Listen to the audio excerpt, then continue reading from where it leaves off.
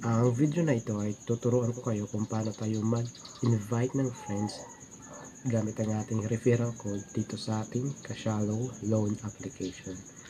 Ang unang gagawin lang natin ngayon ay open mo natin yung Kashallow app or Kashallow Loan Application. So ito yung ating profile. Punta tayo sa link. Dito ay hanapin natin yung invite your friends.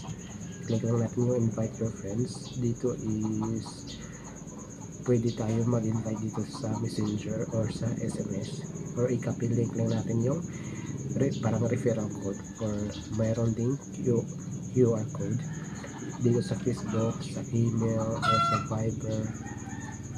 So example ngayon is dito tayo mag-example sa SMS.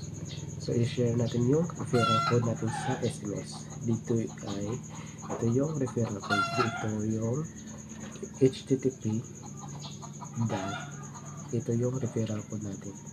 So i-copy link lang natin, tapos i-send natin dito sa ating messenger, sa message, sa SMS mismo, tapos i-send natin sa ating kaibigan. So ayun, ganun lang kasimple kung paano tayo mag-invite ng friends gamit ang ating referral code dito sa ating Kashallow Loan Application.